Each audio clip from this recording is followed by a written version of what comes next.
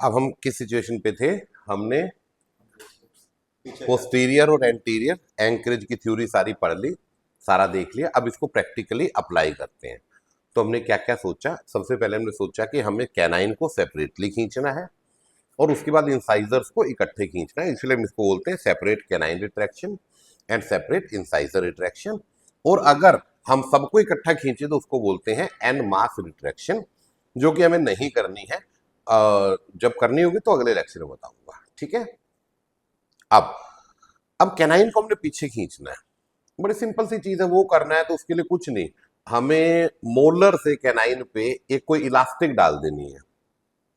Elastic ऐसी चीज जिससे कि फोर्स पड़े, मोलर पे फोर्स पड़ेगी आगे आने की और कैनाइन पे फोर्स पड़ेगी पीछे जाने की, ठीक।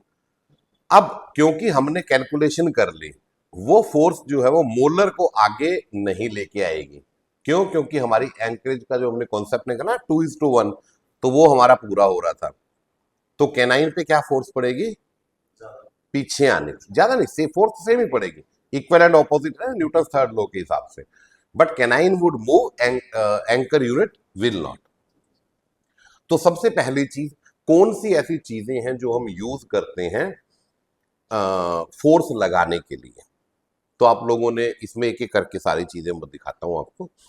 सबसे पहले आप लोगों ने अपने ऑर्थोडोंटिस्ट को देखा होगा बहुत कॉमनली। सबसे सबसे पहली चीज जो हम यूज करते हैं वो करते हैं ई चेन। ई चेन मतलब इलास्टिक की चेन, जैसे गोल्ड की चेन होती है ऐसी इलास्टिक की चेन। एक चेन बनी हुई है जो कि रबर से बनी हुई है। रबर किससे बनती है? लेटेक्स से। सो लेटेक्स की इलास्टिक चेन है वो।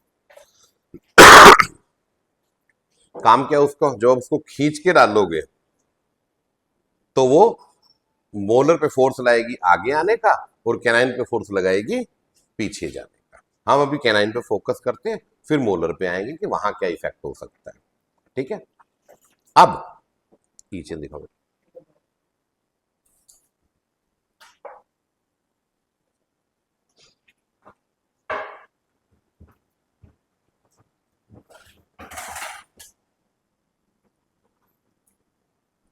मैंने को बोला था ना कि लंच के बाद निकाल के फिर ये है डॉक्टर साहब वो ई चेन। अब देख रहे हो बीड्स बनी है तो चेन हो गई है ना। और ये रबड़ की बनी है, इसको ऐसे खींचोगे तो ये इकट्ठा होने की कोशिश करती है ना। तो ई चेन ये आप देख सकते हो।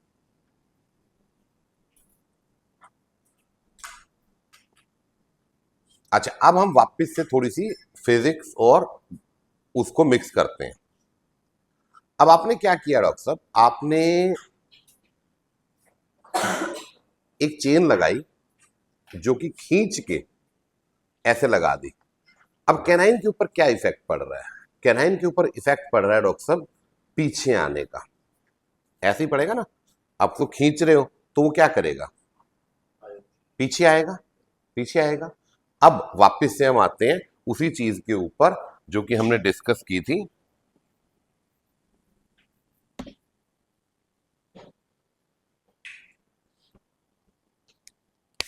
ये हमारा टूथ है, सी जंक्शन, ये सेंटर ऑफ रेजिस्टेंस है, ठीक। और हमारी ब्रैकेट कहां लगी होती है? मोलर की, सॉरी क्राउन के ऊपर, यहां पे। तो इसका मतलब जो कैनाइन में हुक लगा है वहां पे ईचेन वहां डालोगे तो हुक यहां लगा हुआ है आपका। ईचेन आपकी यहां से ये मोलर तक जाएगी, ठीक। ऐसे जाएगी ना ईचेन आपकी, ऐसे खींचेगी, एग्रीड। अब आ, कोई भी एक चीज ले लेते हैं, ये ग्लास को ले लेते हैं। अगर मैं डॉक्टर साहब इस ग्लास को यहां पे ऐसे पुश करूंगा तो ये ऐसे गिरेगा, क्यों? एक रूल है सेंटर ऑफ रेजिस्टेंस का। आप अगर सेंटर ऑफ रेजिस्टेंस से दूर कहीं भी फोर्स लगाओगे तो जो वो कोई भी ऑब्जेक्ट हो, वो केवल टुथ के लिए नहीं है, इट इज अ फिजिक्स का लॉ। तो वो चीज जो है ना वो सीधी आगे नहीं जाएगी, वो ऐसे टेढ़ी होके गिरेगी। आप ये कॉमन उसमें देखते हो, ऐसे करोगे तो वो गिरने, बोतल है उठा ऐसे लगाओगे तो गिरने की कोशिश करेगी, पर एक पॉइंट ऐसा होता है जहां पे जब आप फोर्स लगाते हो तो वो सीधी चली जाती है। तो सेंटर ऑफ रेजिस्टेंस का क्या फंडा है डॉक्टर साहब? जब भी आप फोर्स अप्लाई करोगे ना through the centre of resistance, जैसे कि यहां पे, तो ये टूथ जो है ये बॉडीली मूव करेगा। अब यहाँ पे बॉडीली मूवमेंट क्या होती है तो मैं आपको बताता हूं। दो तरह की मूवमेंट है इस दुनिया में जो कि सारी मूवमेंट्स को कंट्रोल करती हैं। एक है translation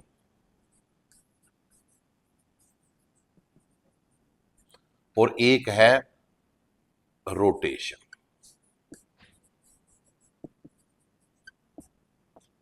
everything else is a combination of these two movements. Translation का मतलब क्या है पहले ये समझो। ट्रांसलेशन का मतलब ये है कि एक बॉडी दूसरी जगह पे जब जाती है वो यूं की यूं सीधी जा रही है, मतलब जैसे ये यहां से ऐसे जा रहा है।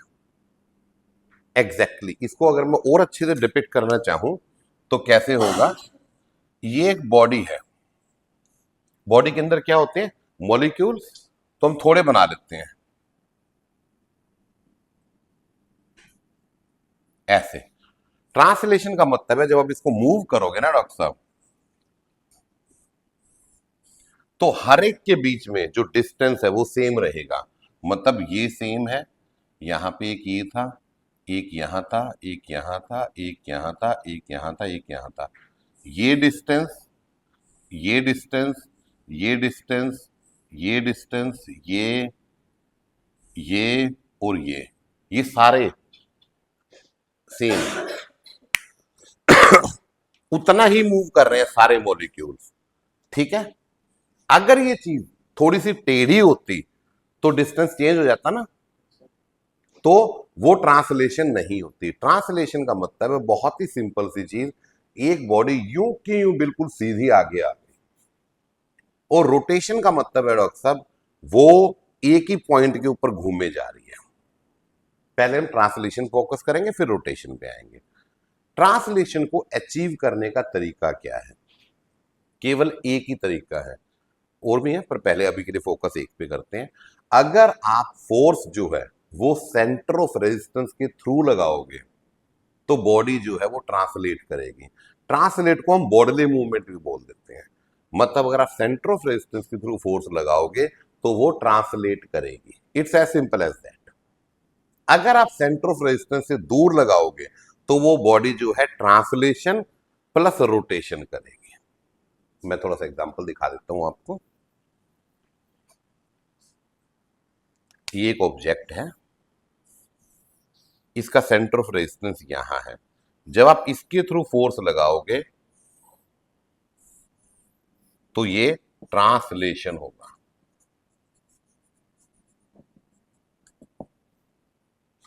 अगर आप इससे दूर कहीं फोर्स लगाते हो, यहां से फोर्स लगा रहे हो, तो ये ट्रांसलेट भी करेगी और रोटेट भी करेगी। ऐसे हो जाएगी। कॉन्सेप्ट को समझना पहले, बहुत सिंपल सा है, कुछ ज्यादा मुश्किल तो नहीं है ना। ट्रांसलेशन का सेंटर ऑफ रेजिस्टेंस के थ्रू डाल लो तो ट्रांसलेशन, कहीं और से डालोगे तो ट्रांसलेशन प्लस रोटेशन। यहां तक समझ में आ रहा है? अब ये, और ये सारा फिजिक्स का है, ये पूरे यूनिवर्स पे अप्लाई होते हैं रूल, है ना। वो क्वांटम फिजिक्स वगैरह छोड़ देना, नॉर्मल अपने बेसिक फिजिक्स के जो रूल्स हैं, ठीक है। ये पूरे यूनिवर्स पे अप्लाई होते हैं, कोई हम ऑर्थोनिक्स में अलग से अप्लाई नहीं कर रहे, ये हमने नहीं बनाए, ये फिजिक्स वालों के रूल है, ठीक है। अब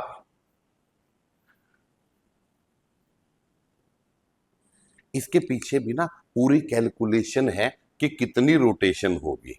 जैसे कि अगर मैं इस बॉडी की बात करूं, ये सेंटर ऑफ रेजिस्टेंस है, मैंने इस पॉइंट के थ्रू फोर्स लगाई और ये रोटेट हो गया, ठीक है। तो ये कितना रोटेट होगा वो भी कैलकुलेटेड है। कितनी फोर्स लगाई आपने, लेटस से मैंने 100 ग्राम फोर्स लगाई डॉक्टर साहब, और ये जो डिस्टेंस है ना परपेंडिकुलर, ये लेटस से था 10 मिलीमीटर। तो जो रोटेटरी कंपोनेंट है इसका वो कितना होगा, 100 इंटू 10, मतलब 100 ग्राम इंटू 10 मिलीमीटर, मतलब 1000 ग्राम मिलीमीटर। ये क्या है, रोटेटरी कंपोनेंट है, और इसकी डायरेक्शन इसको एक्सटेंड करके ऐसे होती है, मतलब ये इस डायरेक्शन में रोटेट करेगा, इसके हिसाब से करेगा। ये इस रोटेटरी कंपोनेंट का एक नाम है, उसको बोलते हैं movement of the force. Movement, MOMENT, movement of the force, movement, ठीक है, movement of the force. Agreed. ये फिजिक्स के लॉ है, ये कैलकुलेटेड है, जैसे दो दो दो इंटू दो 4 होता है ना, ऐसी है, ये ऐसे ही रहेगा। ये जो रोटेटरी कंपोनेंट है ना डॉक्टर साहब, ये आपके हर जगह काम आता है।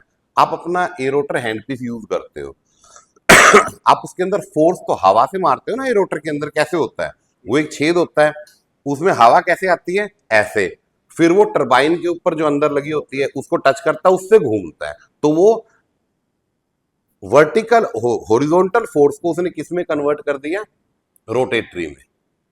ऐसे ही आपकी गाड़ियों में भी होता है, एक्सल जो है उसके ऊपर फोर्स लगती है, वो घूमता है, और उससे टायर ऐसे ऐसे घूमते हैं, सारी चीजें ऐसी कर रही हैं, ठीक। तो इसको बोलते हैं, जो फोर्स की वजह से मूवमेंट क्रिएट हुआ, मतलब जो रोटेटरी कंपोनेंट क्रिएट हुआ, उसको बोलते हैं मूवमेंट ऑफ द फोर्स। ये कैलकुलेट करना आ गया हमारे को, है ना। ये एक बेसिक फिजिक्स का हिसाब किताब है जो आपको पता होना चाहिए ऑर्थोन्टिक ट्रूथ मूवमेंट करने से पहले। इसी के साथ दूसरी मूवमेंट पे आते हैं, वो है रोटेशन, है ना। अब आप एक बात देखो, ये एक पेन है, अगर मैं कहूं कि इसको मैंने घुमाना है एक ही जगह पे, तो डॉक्टर साहब अगर आप, मैं बोलूं डॉक्टर अजय इसको घुमाना जरा एक बार, हाँ, अब देखो, क्या आप एक फिंगर के साथ घुमा सकते हो, है ना। इन्होंने देखो घुमाने के लिए हम लोग क्या करते हैं, ऐसे दो फोर्सेस लगा रहे हैं, ये देखो इन्होंने पकड़ा, ऐसे ऐसे घुमा रहे हैं, पर अगर मैं एक से करूंगा डॉक्टर साहब, तो देखो ये घूमने के साथ साथ ना इधर उधर भी होएगा, है ना। तो प्योर रोटेशन करने के लिए you need a couple, couple चाहिए आपको। कपल क्या होता है, दो फोर्सेस, दो फोर्सेस चाहिए आपको, है ना। कपल है ना, कपल मतलब डबल, टू, कपल का मतलब है two forces of equal magnitude but in opposite direction, ठीक। Two forces of equal magnitude but in opposite direction is called a couple, and a couple is needed for rotation. उसके बगैर आप pure rotation नहीं ला सकते। Rotation component तो आ जाएगा, पर pure rotation नहीं आएगी। तो ये जो रोटेटरी कंपोनेंट कपल की वजह से जनरेट होता है ना, इसको बोलते हैं मूवमेंट ऑफ द कपल। सो एक हो गया MC, movement of the couple, मतलब रोटेशन ऑफ द कपल, और एक हो गया movement of the force. Force की वजह से जो रोटेशन हुई MF, और जो कपल की वजह से हुई वो MC, ठीक। अब आप लोगों को पता चला कि शादीशुदा लोगों को कपल क्यों बोलते हैं। हाँ, ऑपोजिट फोर्सेस, है ना, equal forces in opposite direction, इसलिए उनको कपल बोला जाता है। और उसके बाद फिर आदमी और औरत की सारी जिंदगी चक्कर ही कटते रहते हैं, घूमते रहते हैं, ठीक है ना, इसलिए कपल बोला जाता है। आप लोगों को लग रहा है कि बहुत अच्छी चीज है। हाँ, कपल, है ना। कोई भी फोर्स जब जब तक पूरी कपल नहीं लगेगा तब तक आपकी वो घूमेगी नहीं, प्योर रोटेशन नहीं होगी। अब ये सारी नॉलेज को हम अप्लाई करते हैं टूथ मूवमेंट के ऊपर। हमने अभी जो लगाया, हमारे पास एक फोर्स सिस्टम बन गया ना, अब अपन उसके ऊपर अप्लाई करके देखते हैं कि ये कैसे काम करेगा। इसको सारे को साफ कर दो। अब अपन इसको कन्वर्ट कर लेते हैं। बेटा ये दूसरा तो एक ना, अच्छा क्लियर नहीं। हम क्या मूव कर रहे हैं डॉक्टर साहब, कैनाइन को, ये यहां पे आप देख सकते हो,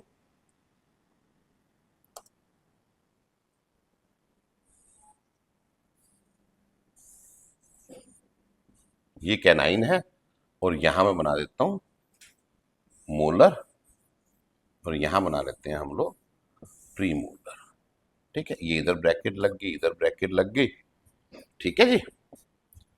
सेंटर ऑफ रेजिस्टेंस कहाँ है कैनाइन का, यहां पे। कहां बताया था मैंने, अपाइकल 1/3 सर्वाइकल 2/3 के जंक्शन पे। ठीक है। अब देखो मैं फोर्स कहां से लगा रहा हूं, एक इलास्टिक ई चेन मैंने यहां से डाली और यहां से ऐसे कर दिया। तो फोर्स मैंने कहां लगाया डॉक्टर साहब, सेंटर ऑफ रेजिस्टेंस से दूर लगाया। तो इसका मतलब ये जो डिस्टेंस है इनटू ये डिस्टेंस हमारा नॉर्मली 10 मिलीमीटर के आसपास होता है, एवरेज निकाल रहे हैं 10-11, तो 10 लिख लेते हैं हम लोग। ये डिस्टेंस है हमारा डॉक्टर साहब 10 मिलीमीटर, और फोर्स हमने बोला था आइडियल कितनी है, 100 ग्राम, है ना। तो हमने 100 ग्राम्स की फोर्स लगाई। तो कैनाइन के ऊपर दो फोर्सेस लगेंगी, एक पीछे जाने की और एक घूमने की। वो जो घूमने की फोर्स है वो कितनी है, सॉरी 100 कर दिया मैंने यहां पे, 1000 ग्राम मिलीमीटर। इसको आप क्या बोल सकते हो, movement of the force, movement of the force. ठीक। कैनाइन पीछे भी जा रहा है, साथ में रोटेट भी कर रहा है। आप मुझे बताओ इसमें से डिजायर्ड मूवमेंट कौन सी है, पीछे लेके जाना। और नॉन डिजायरेबल मूवमेंट कौन सी है, अनडिजायरेबल मूवमेंट कौन सी है, रोटेशन। तो आप ये चाहते हो कि रोटेशन तो ना हो पर बॉडली हो जाए। पर प्रॉब्लम ये है, फिजिक्स ऐसे हमारे नहीं ना सुनते। फिजिक्स तो कहती है देखो होना तो यही है बेटा, ऐसे ही चलेगा, है ना। तो अब वहां पे प्रॉब्लम आ गई ना हमारे को।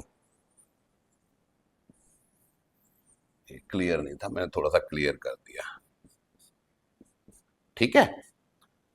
पर अब हमारे जो सीनियर्स थे, फादर ऑफ ऑर्थोडोंटिक्स, एंगल और बाकी सब लोग, ट्वीड और वो सब लोग गए, बातचीत हुई, फिजिसिस्ट से बात हुई, भाई हम तो ऐसी प्रॉब्लम में फंस गए, हमें तो कहना ही पीछे लेके जाना है पर हम चाहते हैं कि बॉडली जाए। तो वो कहते सेंटर ऑफ रेजिस्टेंस से फोर्स लगा लो। बोले भाई वो तो रूट पे है, रूट तो वो अंदर है बोन के, अब वहां पे कैसे ब्रैकेट लगाए हम। तो कहते अच्छा, तो बोले यार इसका कोई सोल्यूशन बताओ। कहते फिजिक्स में एक सोल्यूशन है, अप्लाई करके देखते हैं। वो क्या सोल्यूशन है डॉक्टर साहब, वापस से वही डायग्राम ड्रॉ कर लेते हैं। इसको मैं इसी के साथ मिमिक कर देता हूं ताकि इजी हो जाए।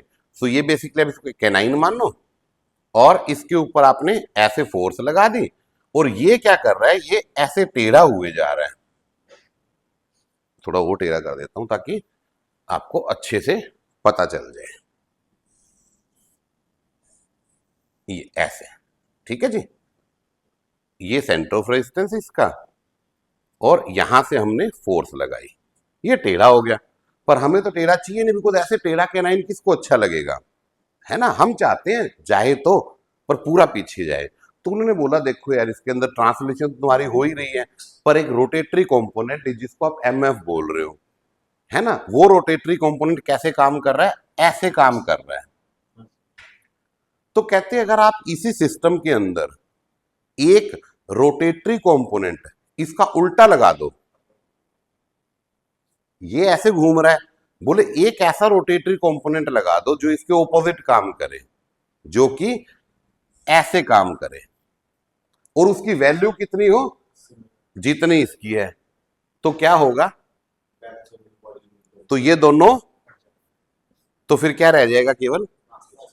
तो वो कहता कि आप सेंटर ऑफ रेजिस्टेंस से दूर फोर्स लगा के भी बॉडीली मूवमेंट या ट्रांसलेशन कर सकते हो, अगर आपका जो एम एफ मतलब मूवमेंट ऑफ द फोर्स, मतलब रोटेटरी कंपोनेंट इस फोर्स की वजह से जो जनरेट हुआ है उसको आप काउंटर कर दो किसी कपल से जिसकी value, movement of the couple जिसकी वैल्यू एम एफ के बराबर हो, मतलब movement of the force movement of the couple के बराबर हो जाए, तो वो कैंसिल हो जाएंगे और रह जाएगा केवल ट्रांसलेशन। ठीक, यहां तक क्लियर हो गया? तो ये हमारे को उन्होंने समझा दिया।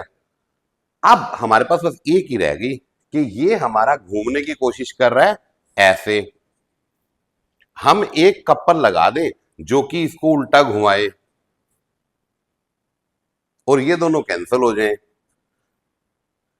है ना, तो हमारा काम चल जाएगा।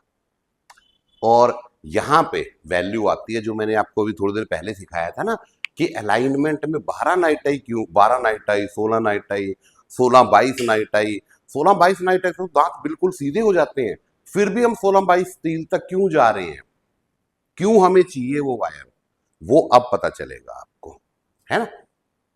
अब देखो वायर जो है वो किस चीज के अंदर से पास कर रही है, ये स्लॉट है, ऐसा ही होता है ना रेक्टेंगुलर, थोड़ा एज्यूम कर लेना ऐसे, और ये वायर है हमारी, ठीक है, ये वायर है, ये वायर इसके अंदर ऐसे सेट है। अब जब कैनाइन के ऊपर फोर्स पड़ेगी तो एक तो वो पीछे जाने की कोशिश कर रहा है, तो वायर उसको स्लाइड करवा लेगी आराम से, उसके ऊपर स्लाइड कर जाएगा। पर जब वो ऐसे ऐसे घूमने की कोशिश करेगा तो ये जो वायर है कि देखो यहां से देखो रजिस्ट कर रही है, ऐसे कर रही है डॉक्टर साहब। अब अगर ये जब इस वायर के ऊपर देखो फोर्स पड़ेगी, वायर के ऊपर फोर्स पड़ रही है ये वाली, अब मैं यहां डायग्राम में दिखाता हूं आपको, ये एक स्लॉट है, इसके अंदर से ये एक वायर जा रही है, जब ये ऐसे घूमने की कोशिश करता है तो ये जो वायर है ये ऐसे हो जाती है। अब यहां पे भी एक फोर्स पड़ रही है और यहां पे भी एक फोर्स पड़ रही है, समझ गया डॉक्टर अजय, समझे आपकी बात बेटा? देखो ये ऐसे, है ना। अब ये दो फोर्सेस पड़ी डॉक्टर साहब, ऑपोजिट डायरेक्शन में पड़ रही हैं, और क्योंकि एक ही फोर्स का नतीजा है तो कप इक्वल मैग्नीट्यूड भी हो गया, तो क्या बन गया ये कपल, कपल बन गया। तो इससे जो मूवमेंट जनरेट होगा वो क्या बन गया, मूवमेंट ऑफ द कपल। और वो किस डायरेक्शन में काम कर रहा है, ब्रैकेट कह रही है मैंने ऐसे जाना है, वायर कह रही है नहीं, ब्रैकेट ऐसे भेज रही है, वायर कह रही है वापस चल, तो दोनों आपस में कट गए, तो एमसी जनरेट हो गया एमएफ को उल्टा करने के लिए, तो एमएफ ने एमसी को कट कर दिया। अब क्या रह गया, केवल बॉडीली मूवमेंट। इसीलिए इसके अंदर जब एक वायर डली होती है तो टुथ जो है वो बॉडीली पीछे जाता है। अब सवाल आता है सर अगर यहाँ पे 12 नाइटाई डली होती तो क्या होता, फिर भी रोटेशन हो जाती, क्यों, क्योंकि 12 नाइटाई जो है वो पतली बहुत है, वो बेचारी कोशिश तो कर रही है, पर वो एमसी जो बन रहा है ना उसका movement of the couple, it is not equivalent to MF, it is less than MF, less than MF बेटा, पतली है ना वायर, नहीं वो मुड़ जा रही है बेचारी, ठीक है ना, वो मुड़ जा रही है। इसीलिए what do you need for a good movement of couple is a rigid wire. Rigid wire किसकी होती है, स्टेनलेस स्टील की।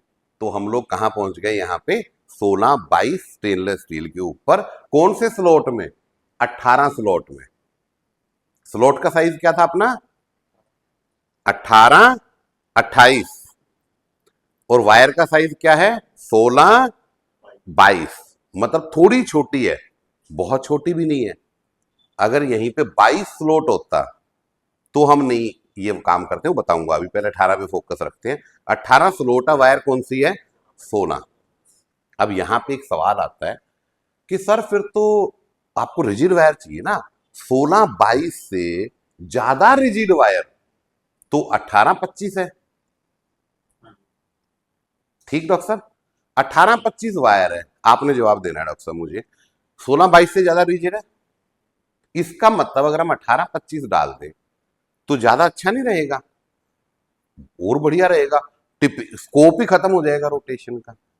पर मैं फिर भी 18-25 नहीं डाल रहा, मैं 16-22 ही डाल रहा हूं। ऐसा क्यों डॉक्टर साहब? आराम से एक सेकंड सोच के देखो।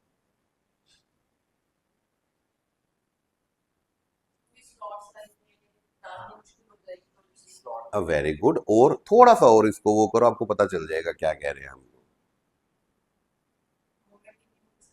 क्यों नहीं होगी? क्यों नहीं होगी बेटा? फ्रिक्शन, बिकॉज 18-28 का स्लोट है, 18-25 की वायर डाल दी तो फंस गई, फ्रिक्शन कितना ज्यादा हो गया, तो वो जो रोटे पीछे ट्रांसलेट होना था ना, वो नहीं हो पाएगा। समझ गए आप बात को? इसीलिए हम थोड़ा सा प्ले रखते हैं। प्ले का मतलब क्या है?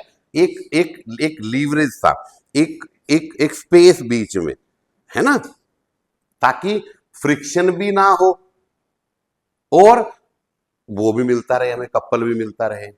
इसमें प्रॉफिट ने हमें एक वो दिया हुआ है कि जो प्ले है it should be minimum 0.002 to maximum 0.004 inch. ठीक, अब अपनी वायर का साइज क्या था? 16, और स्लॉट का साइज क्या है? 18, तो 2 का प्ले हो गया ना अपना। ठीक है, अब अगर सोचो स्लॉट का साइज हो 22, नहीं, और वायर का साइज हो 16, तो प्ले कितना हो गया? 6। तो 6 में क्या नुकसान है अपने को? फ्रिक्शन और कम होगा। नुकसान ये है कि कपल कब काम करेगा? जब ये इतना बड़ा प्ले खत्म हो जाएगा, मतलब इतनी रोटेशन तो अलाउड हो गई ना, एक्सेस, वो रोटेशन फिर कभी करेक्ट ही नहीं होगी। इसीलिए हम कहते हैं इतना ये रखो और मिनिमम ये, मैक्सिमम ये प्ले हमारे को उसने दे रखा है, प्रॉफिट ने फिगर दिया हुआ हमारे को। अब जैसे आप 18 लगा रहे हो तो हम लोग 16-22 डालेंगे, अगर कोई 22 फ्लोट यूज कर रहा है तो वो 18-25 या 19-25 डालेगा, तो उसमें प्ले कितना हो गया? 3 या 4। प्ले अपने 2 से 4 के बीच में ही रखना है। आप समझ गए पॉइंट बेटा? ये ठीक। So this is how this system will work. अब बताओ मुझे, कैनाइन बोर्डली चला गया ना पीछे, आपने कुछ नहीं किया, आपने केवल एक ई चेन डाली, फोर्स लगी, सब कुछ अपने आप हो रहा है। यही ब्यूटी है स्ट्रेट वायर अप्लायंस की। इसके अंदर आपको देखो, आपने ई चेन बदलने में कितना सेकंड लगाया? हार्डली 30 सेकंड से एक साइड के, पूरे पेशेंट में 2 मिनट लगाए। देखो, पढ़ाने में मुझे 1 घंटा लग गया ये चीज, पर एक्चुअली में अगर आप देखोगे तो बोले सर सब कुछ काम तो अपने आप ही हो रहा था, वैसे ही बता देते ई चेन डाल दो, पर फिर आपको मजा कैसे आता? कॉन्सेप्ट क्लियर नहीं होगा तो आप टेक्नीशियन बन जाओगे, डॉक्टर नहीं बनोगे। मैंने आपको पहले दिन क्या बोला था? ये कोर्स कॉन्सेप्ट बेस्ड है, आपको समझ आनी चाहिए। कल को कोई पूछ ले क्यों भैया ऐसा क्यों, तो अब आपके पास जवाब है कि हम ये क्यों कर रहे हैं। और देखो, एक चीज हमेशा याद रखो, जब आपको ये पता होता है ना हम ये क्यों कर रहे हैं, तो आपका जो करने का कॉन्फिडेंस है वो बढ़ जाता है। इवन करने में बड़ा फर्क पड़ता है डॉक्टर साहब, because now we know we can play around that thing. जब तक आपको नॉलेज नहीं होगी ना, आप एक्चुअली में आप कुछ भी नहीं हो, you are just a glorified technician. अगर आपको ये कॉन्सेप्ट नहीं पता कि आप रूट कैनाल को वाइड क्यों करते हो, तो आप कभी बोलोगे छोड़ो ना 25 तक कर दिया बस ठीक है ना, आपको पता ही नहीं होगा कि यार 3 टाइम्स क्यों बड़ा करना होता है हमें, है ना, या ये फोर्स मैं क्यों लगा रहा हूं, या 16-22 क्यों डाल रहा हूं मैं, है ना, 16 नाइटाई पे कर रहा हूं, करते हैं बच्चे गलती, 16 नाइटाई पे कर दिया तो टिपिंग हो जाएगी, कैनाइन पीछे चला जाएगा, अब फिर उसको ठीक करते रहो, टाइम वेस्ट हो गया ना।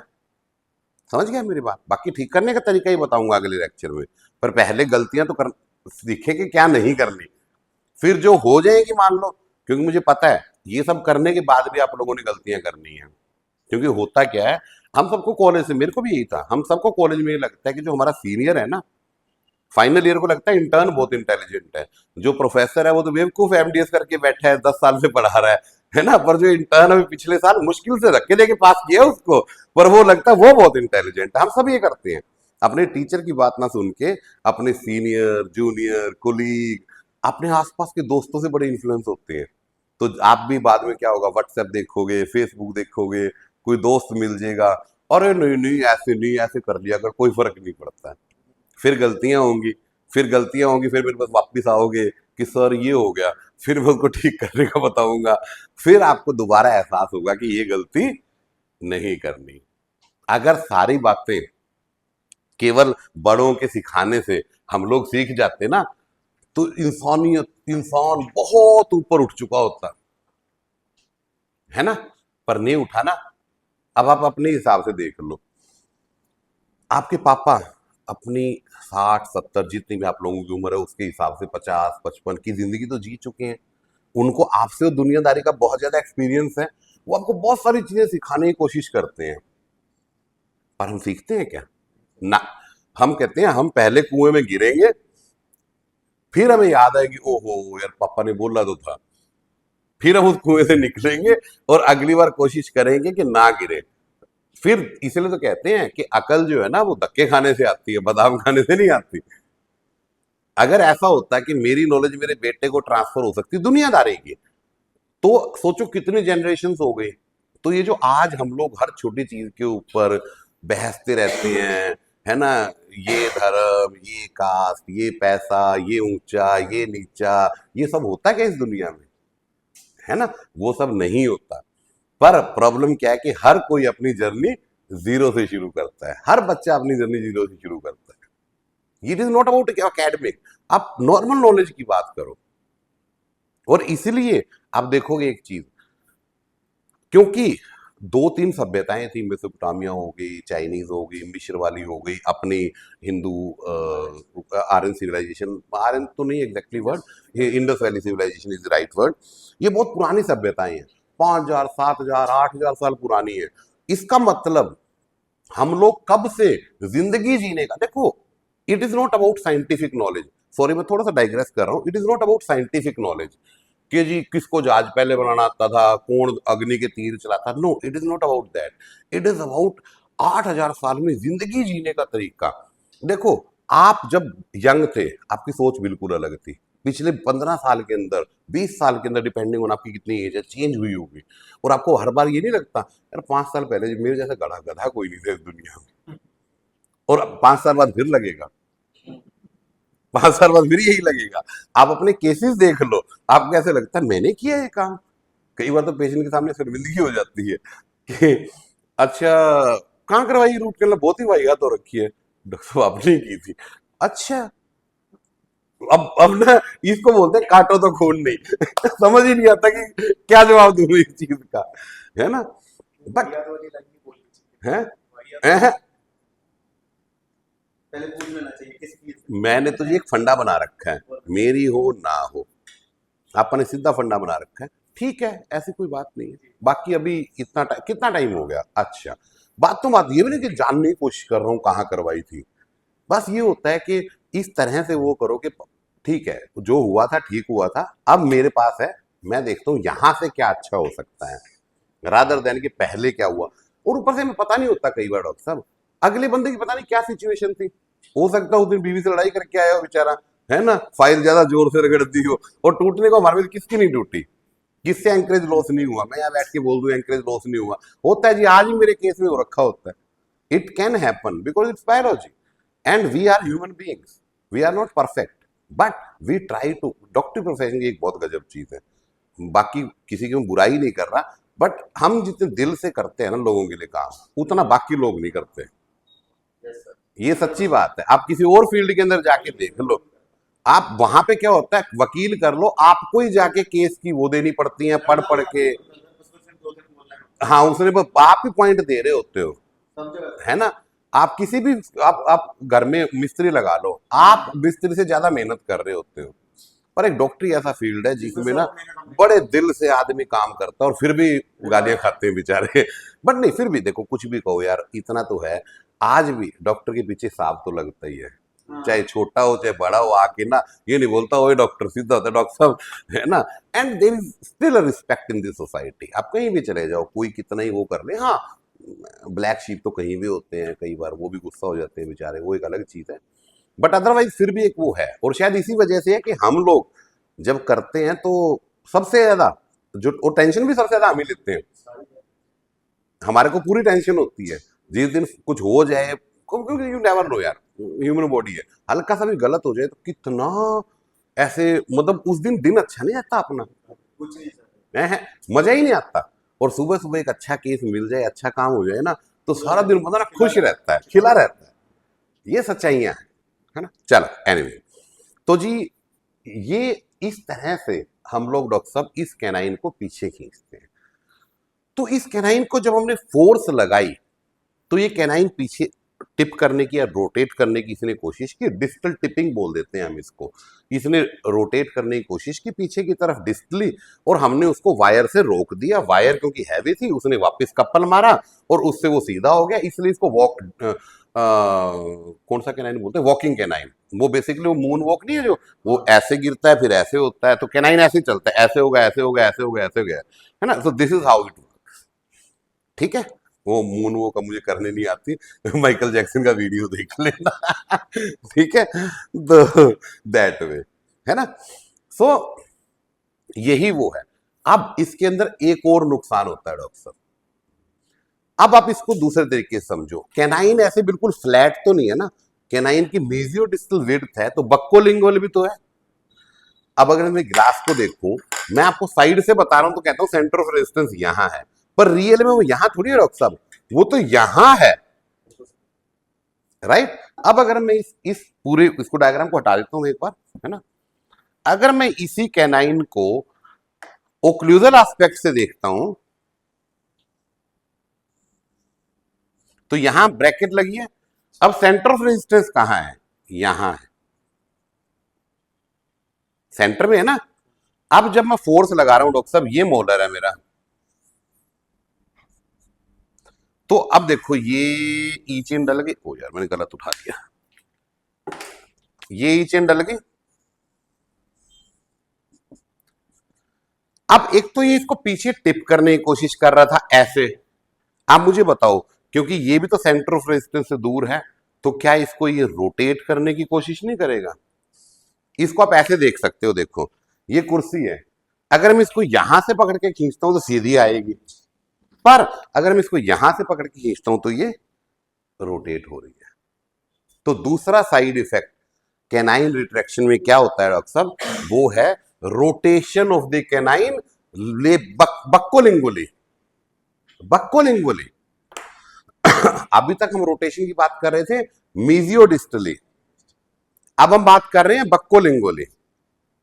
तो इसको अपना बक्कोलिंगुली को रोटेशन बोल लेते हैं, और मीजियोडिस्टल को बोल लेते हैं डॉक्टर साहब टिपिंग। तो मीजियोडिस्टल में टिपिंग हो जाती है कैनाइन की, उसको किसने रोक दिया, वायर ने, ठीक। और बक्कोलिंगुली या लेबियोलिंगुली उसकी हो जाती है रोटेशन।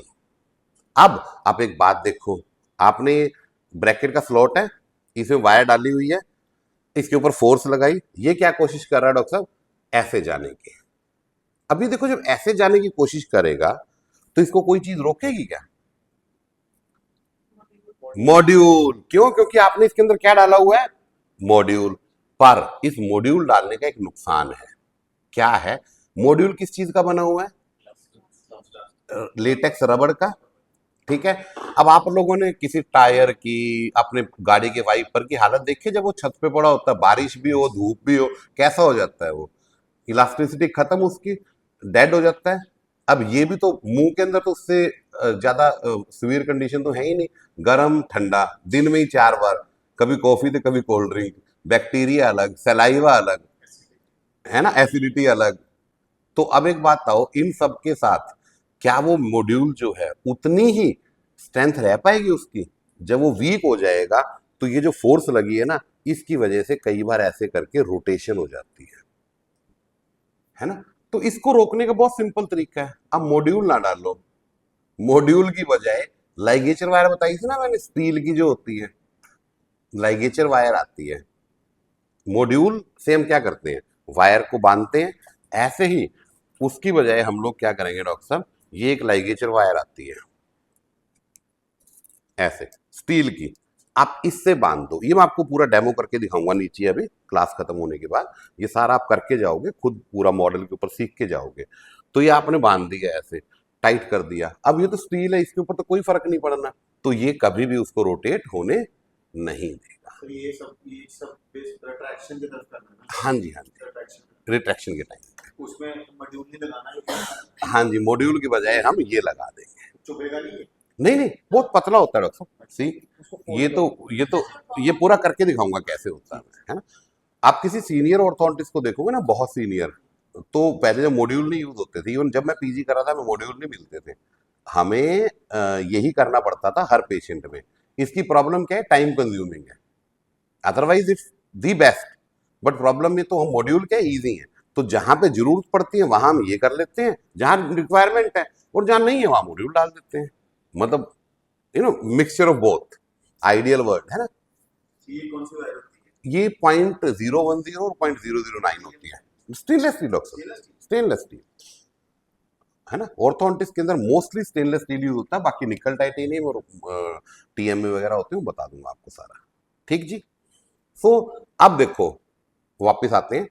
हमने कैनाइन रिट्रैक्ट करना शुरू किया, हम चाहते हैं वो बॉडली पीछे जाए। उसको बॉडली पीछे लेके जाने के लिए हमने ई चेन डाली, पर ई चेन डालने से नुकसान क्या हुआ, वो साथ में रोटेट करने लग गया। क्यों? क्योंकि हम सेंटर ऑफ रेजिस्टेंस से दूर थे। उसको वो करने के लिए हमने मूवमेंट ऑफ कपल लगाया वायर से, इसलिए हमें रिजिड वायर चाहिए होती है। 16, 22, 18 स्लॉट में, 18, 25, 19, 25, 22 स्लॉट में। उसके बाद रोटेट करने की टेंडेंसी है, वो हमने लैगेचर वायर बांध दी। ठीक, फोर्स कितनी लगानी है, 100 ग्राम्स, 80 to 120 मैं नॉर्मली ऐसे बोलता हूँ, है ना, तो बीच में 100 हो गया। मापोगे कैसे, फोर्स डायनमोमीटर से। कैसे, नीचे अभी प्रैक्टिस करके देख लेना। ठीक है, अभी जब आपका डेमो हैंड जोन होगा तो सारी चीजें आपको एक जो है सारा एक एक करके सिखाया जाएगा। इसके वीडियोस दिखाऊंगा सारे में, उसके बाद आप नीचे करोगे, फिर पेशेंट पे करोगे। ठीक है, ये हो गया। अब और क्या तरीका हो सकता है ई चेन के अलावा? ई चेन, पहली बात तो ई चेन के क्या फायदे हैं? ई चेन का फायदा ये है कि सस्ता बहुत पड़ता है। 600 रुपए की ई चेन आती है ना, फटाक से लगा दो।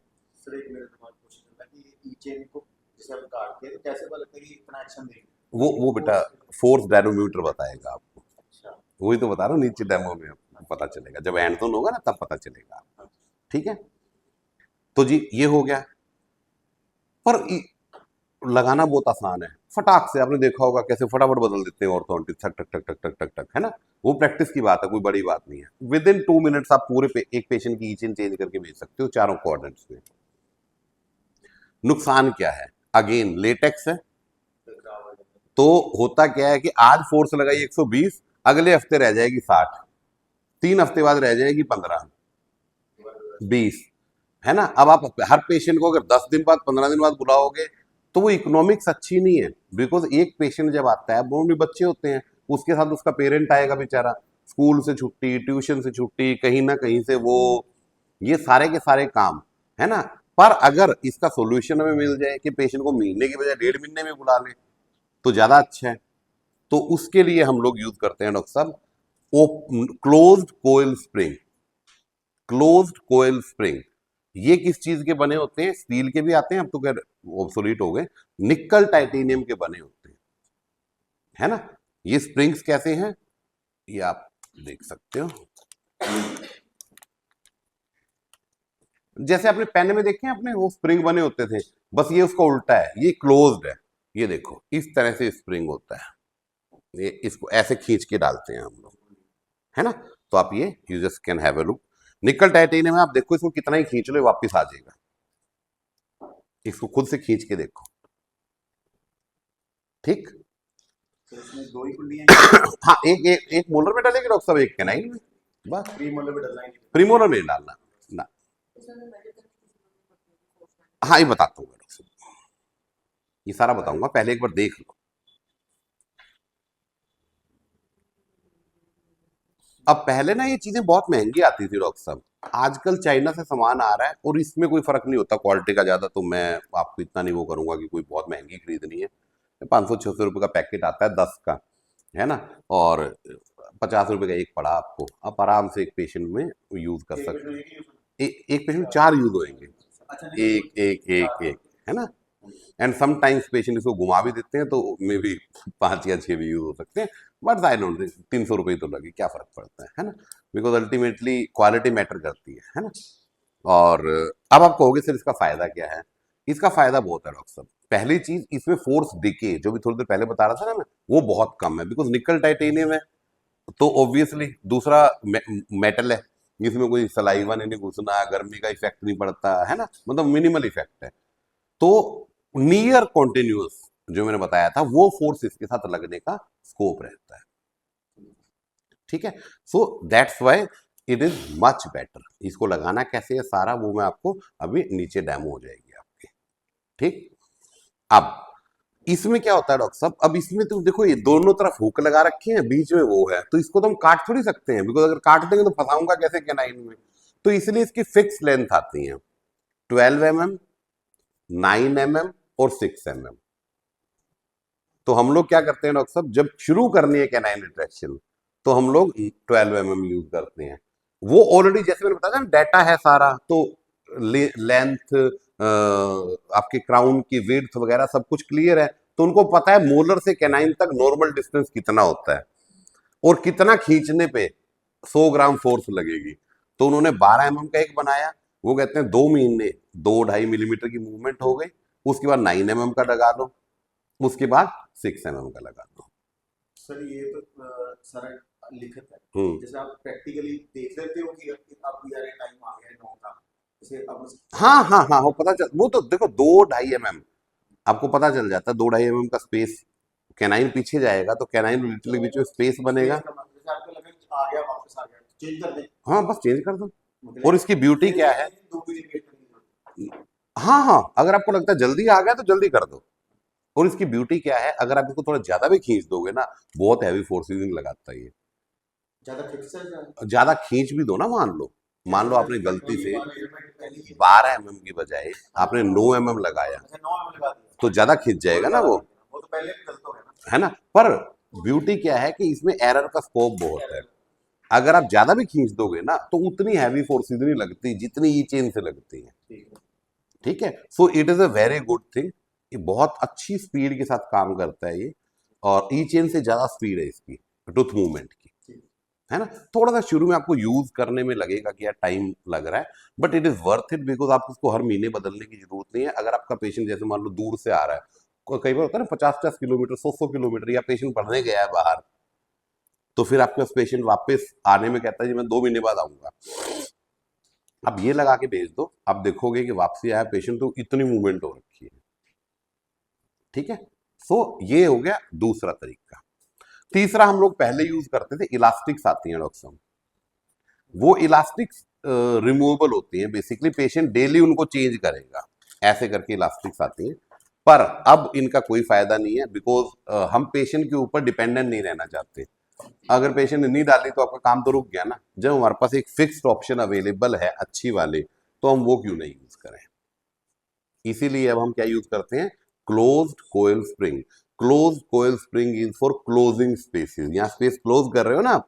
और कल मैं बताऊंगा open coil spring which is use for opening spaces, ठीक जी।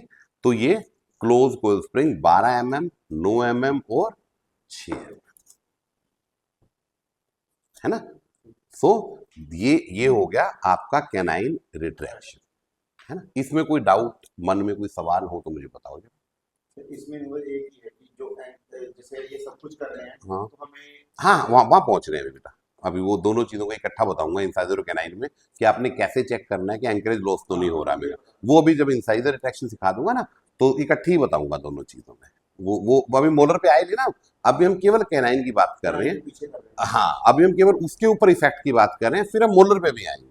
नहीं मैं बस वही हाँ बिल्कुल, मोलर पे भी, क्योंकि वही चीज मोलर पे भी चेक तो करनी जरूरी है ना। We can not be sure कि होगा ही नहीं। हाँ, है ना, बिल्कुल बिल्कुल सही क्वेश्चन है आपका, ठीक है। पर कैनाइन साइड पे कोई डाउट तो नहीं रह गया मन में। इजी है ना, कोई ज्यादा मुश्किल नहीं है। सर ये जो स्टेनलेस स्टील डाल रहे हैं 16 16-22, हाँ। 22 ये सर राउंड डाल रहे हैं या अलग बेटा 16-22 इसका मतलब क्या हुआ, राउंड अगर होगी तो उसका डायमेंशन 2 होंगे कि 1 होगा? और रेक्टेंगुलर का मतलब तो 2। तो ये कौन सी हुई? एक साइड 16 एक साइड 22। तो फिर क्या हुआ ये? जब भी डबल वो है तो 16 22, 16 हाइट है, 22